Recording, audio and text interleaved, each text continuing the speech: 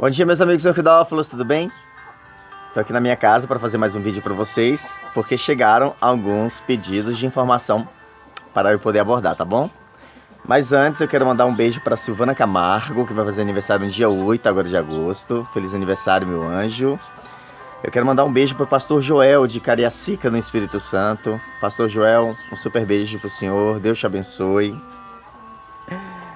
Brines Júnior vai fazer aniversário dia 5, super beijo. E a Sônia vai fazer no dia 9. Muitos beijos para você, Sônia.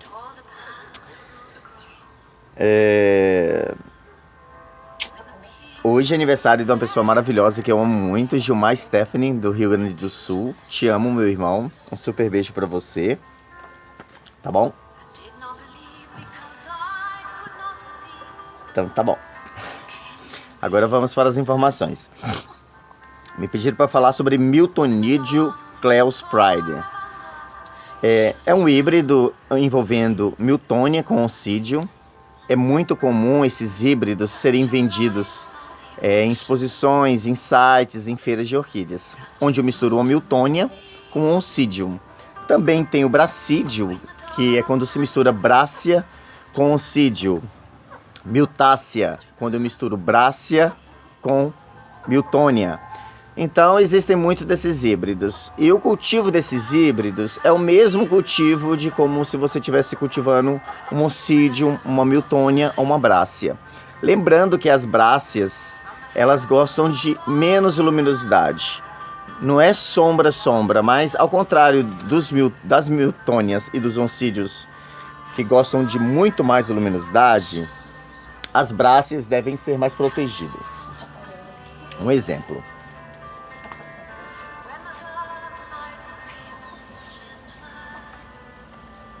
Essa é uma Miltonia flavense, é uma Miltonia muito comum na natureza, é uma planta muito dispersa, existem vários locais, e é uma Miltonia muito presente em coleções, certo? Aqui ela está desabrochando, ela tem uma coloraçãozinha bem singela, palha, muitas pessoas não dão muito valor porque ela não é colorida, no entanto, a quantidade de hastes florais que ela produz é muito gratificante. Ano passado eu mostrei o vaso dessa planta e realmente é maravilhosa. Inclusive existe um híbrido natural dela, lá na Bahia, de Miltonia flavense com Brácia arachnoidea, né? E apesar do homem fazer essas misturas, né, para reproduzir, fazer coisas coloridas e bonitas, na natureza também ocorrem esses híbridos naturais. Inclusive eu refiz esse híbrido natural, a Márcia Sani Morimoto reproduziu para mim, minhas plantinhas estão aí quase adultas, em breve vamos ter flores para ver, e foi descrita no site da Richardiana, um site francês. Eu peguei o vaso para mostrar para vocês que é uma planta que gosta de luminosidade, porque as Miltonias, elas têm uma sede por luz, elas gostam muito de luminosidade, assim como os oncídios também. Vou mostrar esse oncídio aqui. Esse oncídio foi reproduzido, clonado, se eu não me engano, no orquidário colibri também, que é um oncídio aloa case, eu acho que é assim que se fala, trilabelo. Ele é bem maravilhoso, eu andei vendo algumas plantas dessa sendo vendidas por aí. Por exemplo, se eu quiser fazer um híbrido de Miltonídeo, eu posso usar esse oncídio híbrido, que é uma copência, com a Miltonia flavense, certo? Mas aí por quê? Porque elas têm afinidade genética. As plantas têm afinidade genética. Falando em cultivo de oncídio, eu sempre tive muitos problemas de cultivar essas plantas em vaso, gente. Nossa Deus, sempre tive problema. E eu dei a louca, resolvi amarrar nessa casca. O vegetal ainda não está tão maravilhoso, mas eu percebi que começou a dar uma reação positiva com relação ao vegetal e resolveu florescer, para minha alegria, para minha surpresa, esse oncídio Aloha. Eu falei Aloha Case? Não, Aloha Case é o híbrido de Valquiriana, né? Aloha, eu acho que é só Aloha. E ele é trilabelo. Oi. Então, isso é bem fácil de saber qual a planta que gosta de mais luminosidade. Geralmente, plantas que têm a folha um verde mais claro, né, tem uma propensão a gostar de mais luminosidade. Então, Oncidium e Miltonia gosta de mais luminosidade. Já Brácia, que tem a Brácia aracnoida, laurenciana, caudata, que são as espécies que eu estou mencionando. E ainda tem os híbridos, que tem a Brácia rex e outras brácias, gostam de menos luminosidade.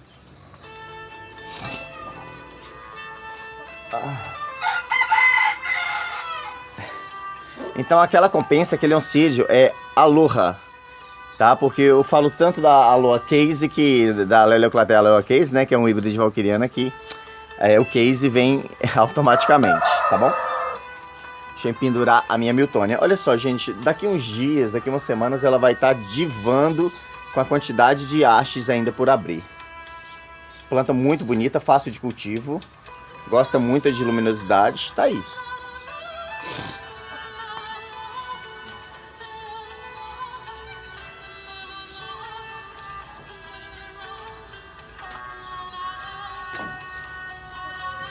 A Isabel pediu para falar sobre o Xilómbio. Isabel, o Xilómbio é uma planta de meia sombra, não gosta muito de luminosidade, pelo menos a do sudeste, que é o Xilómbio variegatum. Me parece que existe uma ou duas espécies lá pro lado do Pará, do norte, tá? Que eu não tenho certeza do cultivo deles, porque eu já tive uma vez uma muda e morreu. Não sei se sentiu a diferença de clima, tá? E aí tem que pesquisar, tá? Mas o Xilóbio variegato, que é o xilóbio mais comum aqui no nosso meio, no sudeste, ele é mais de sombra, tá bom? Só não pode exagerar nas regras, que é um orquídeo também que tem raízes finas e costuma apodrecer e melar e morrer, tá bom? No vídeo anterior eu havia falado sobre... eu tinha falado sobre olhar a ponta das raízes, né, das orquídeas, e as pessoas tentar identificar se pode vir uma variação cerúlea, alba, pela ponta da raiz. Existe uma possibilidade, sim, muito grande, pela ponta da raiz, você saber se a planta é alba ou semi-alba, ou uma tonalidade mais clara. Porque quanto mais verde claro a ponta da raiz, não tenho nada aqui para mostrar, eu já mostrei no outro vídeo. Quanto mais verde clara, mais clarinho a ponta da raiz, mais propensão da planta ser uma planta clara, de alba para cerúlea, ceruriense, etc. Mas não é uma garantia, tá? É só uma suposição e muitas vezes dá certo. Às vezes você olha lá e a raizinha é clara, quando a planta floresce, você percebe que a planta é clara. Outra coisa que dá para perceber quando se trata de uma planta que tem uma coloração clara, tanto cerúleo, albo, semi-albo, é que o vegetal costuma ser um verde mais claro, um verde diferenciado. Vou mostrar para vocês aqui. Essa planta aqui, por exemplo, legal. Essa planta aqui, que ela até é Valquirina alba, Orchiclade, com Catleologia trilabelo. Então, essa planta aqui, o lote dela deu todo albo. E olha aqui a ponta das raízes. Um verde muito claro.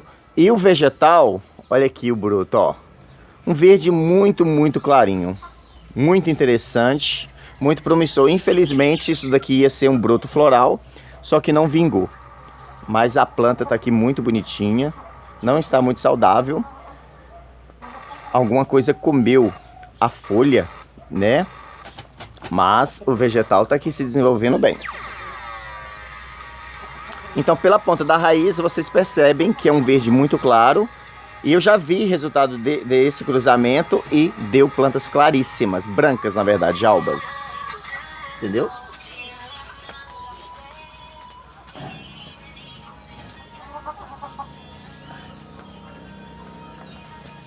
Já afastei para deixar.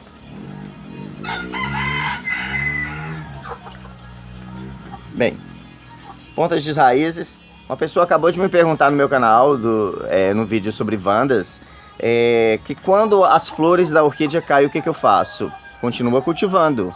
É por isso que muita gente acha orquídeas no lixo, porque a pessoa ganha uma orquídea de presente, uma pessoa que não é orquidófila, né? E às vezes nem gosta de planta, ganhou um presente, ganhou uma orquídea, as flores murcham, vai direto pro lixo. Eu já achei Phalaenopsis, vejo muita gente falando que achou dendróbio, até catleia. Isso é bem comum acontecer, tá? Então você tem uma planta, se a planta perdeu a floração, é isso mesmo, ela perdeu a floração, mas o vegetal lá, tá vivo e precisa ser cuidado para que numa próxima oportunidade ela venha florescer novamente, tá bom? Falei.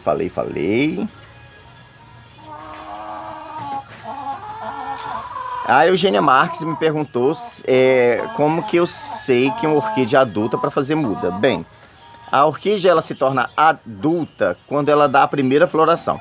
Por exemplo, você comprou uma orquídea que é pequena, aí ela desenvolveu e deu flor. Então é a primeira floração dela, num cuidado adequado. Então já é uma orquídea adulta. Mas acontece muito das pessoas comprarem orquídeas e as orquídeas crescerem muito e elas nunca derem flor. Não quer dizer que elas não são adultas, mas elas não foram cultivadas adequadamente. Ou o clima, o local que ela está não é adequado para florescer. Então o vegetal desenvolveu, mas não floresceu. Então, para se fazer muda de orquídeas a partir de corte, você tem que pegar uma planta que esteja com bastante pseudobulbos e você conta 4 pseudobulbos e corta com a faquinha de pão. Então aqueles 4 pseudobulbos que você tirou daquela planta corresponde a uma muda, tá bom? Não aconselho fazer mudas em orquídeas, deixa suas plantinhas quietinhas, tá bom? Outro o Cleiton Iaiene de Recife, ele falou que a Wanda dele tá tortuosa, tá com as folhas estranhas e tal. O que acontece? Às vezes você cultiva a sua orquídea num determinado local que o sol faz uma projeção, uma passagem que fica irregular, a orquídea não recebe uma luminosidade regular, entendeu? Correta. E a planta, ela, em busca de luminosidade, ela começa a dar voltas, as folhas começam a atrofiar e acontecem várias coisas. Então, o importante é você cultivar suas orquídeas num local aberto como esse, onde o sol entre direto, de maneira homogênea, onde as folhas recebam o sol de uma maneira homogênea e elas se desenvolvam naturalmente, né, no seu sistema semipodial, que desenvolve as mudas, né, normal, desenvolvendo para cima a distribuição das folhas, tudo normal. Se você coloca a orquídea num canto que o sol passa, então a planta vai fazer isso, ó, vai fazer uma curva. Porque o que ela vai fazer? Ela vai buscar sol, ela vai buscar luz. Porque a orquídea precisa de luz, tanto para se desenvolver como para florescer, tá bom? E para fechar, quero mandar um super beijo para Carolina Braga, do Instagram. Mas antes, uma surpresa para vocês.